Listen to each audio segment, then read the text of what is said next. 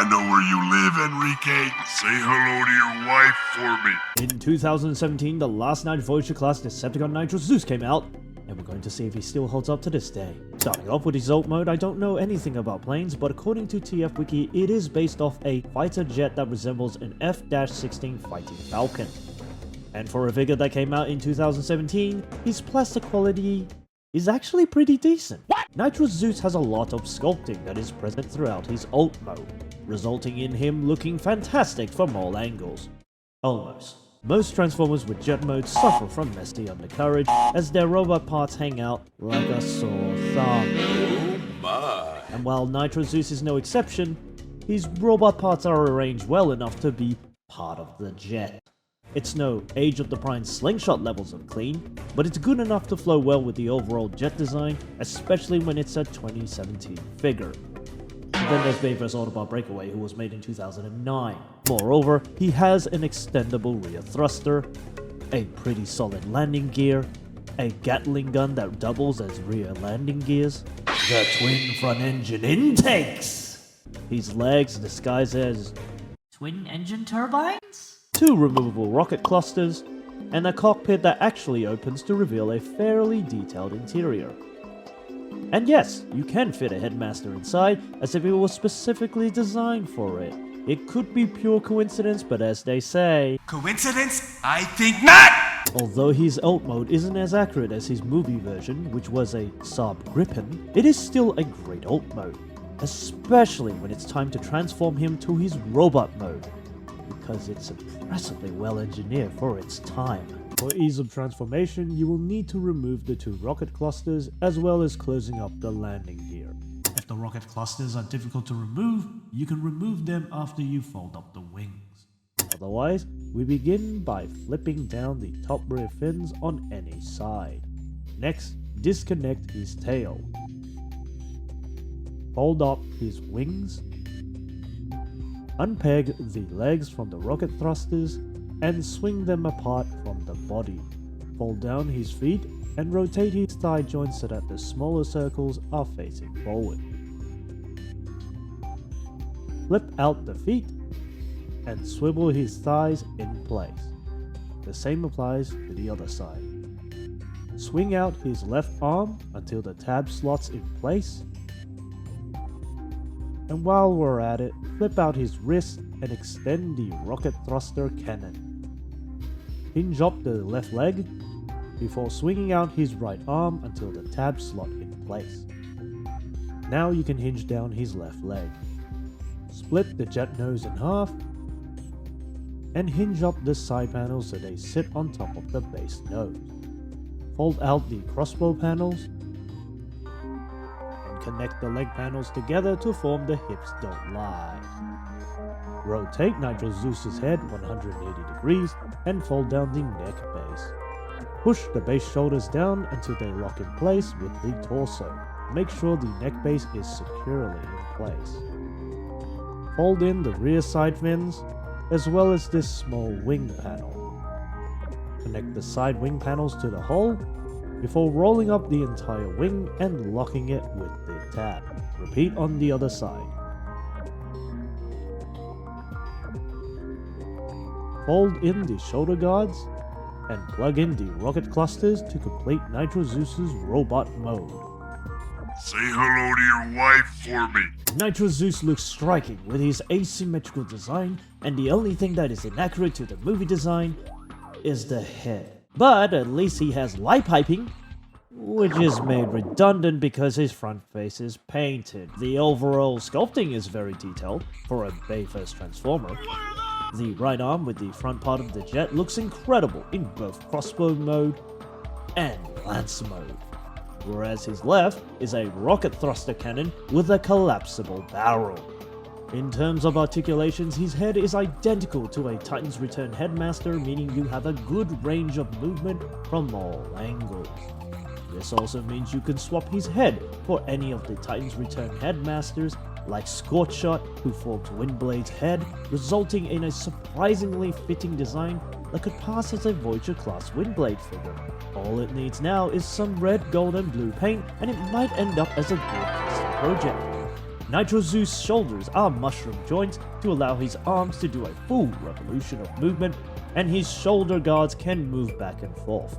He has bicep rotation from a single-headed mushroom joint, while his pinned elbows could bend nearly 90 degrees for his left hand. His right hand bends slightly more than 90 degrees though, and there's no wrist swivel for both 5mm compatible hands. Bummer. But at least you can hinge around his twin engines, which you have to admit is pretty cool. Nitro Zeus' hips can move frontwards, backwards, at an angle because of the backpack, and sideways, with his single mushroom jointed thighs allowing a full revolution, and a pinned knee that bends 90 degrees, and the knee guards can move back and forth, as well as his foot. No ankle tilts though. Bummer. Overall, his posability is serviceable, but he would benefit a lot if he receives a Studio Series treatment that adds wrist and waist swivel, and an ankle tilt for stability and better plastic quality. And no, that Studio Series KSI boss does not count, and it was more of a Takara version, and it sports some better details for a much needed paint job, but it's exactly the same mold, so let's move on and transform Nitro Zeus into his alt mode. Before we begin, we will need to remove his rocket clusters, but Scorch Shot will remain in the cockpit. Just make sure you wear your seatbelt. Starting from his wings, gently lift up the top turbine engine cover so you can untab the wings and fold them out. Flip down the front wing panel.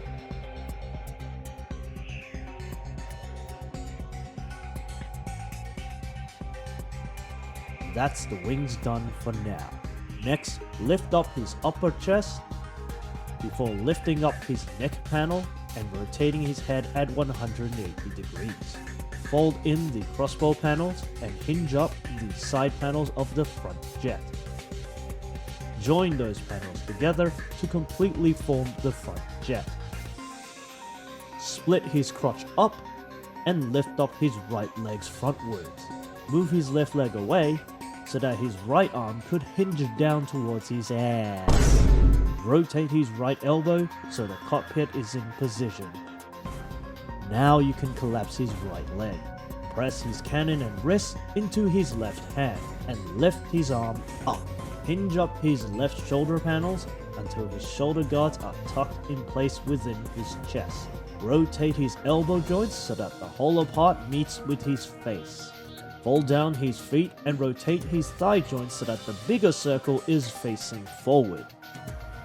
Bend up his left leg so that they connect to the tab from his left arm.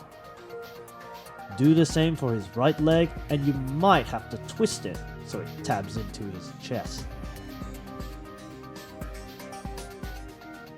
Fold down his wings so they connect to the two portholes from his legs.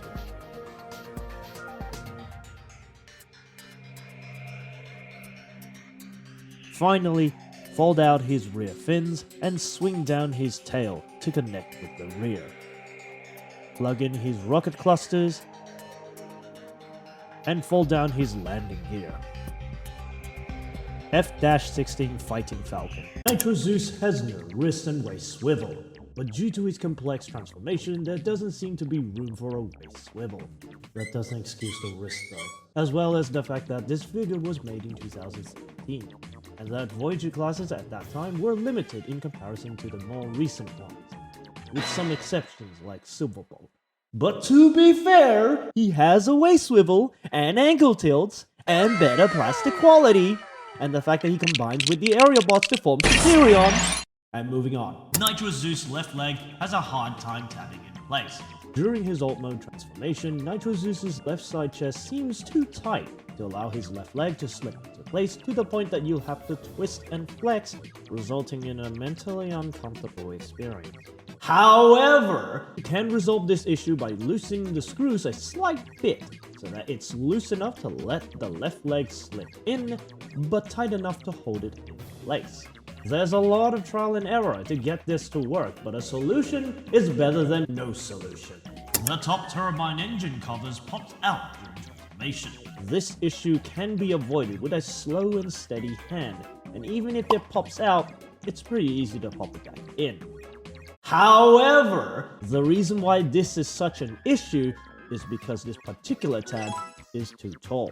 Sanding it down to the right amount would permanently fix the issue, but beware! Once you sand out the tab, there is no turning back.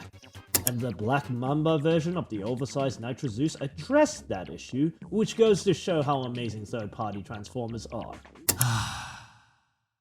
His head is inaccurate to the movie. Even if you haven't seen The Last Night, a simple Google search will show you what Nitro Zeus looks like in the movie. And even though the toy version nails the screen accuracy, there were a few inaccuracies. He doesn't have the hose attached to his left arm, and the right arm has the nose cone facing the wrong way. These can be excused for budget reasons as well as for safety because the hose can be a choking hazard. But the head is inexcusable! And to add more salt to Hasbro's injuries, the Black Mamba version addresses that issue by providing you both the hose and another head, which does look more like Shockwave's head, but they do look similar in the movie, so that's better than an inaccurate head. Even though I deliberately left out the fact that his current head is based off the concept art version. Sorry for the inconvenience. Unfortunately, I cannot find the initial retail price for Nitro Zeus because he's discontinued, and your only option is to buy him second-handed. Modern Voyager classes like Age of Pines Flatline, Scrapper, and Legacy Dawn retails at around $56 Australian, according to JB Hi-Fi. However, some of these Voyager classes like Game Edition Thundercracker quote for $45 Australian at Kmart, if you're lucky enough to find one.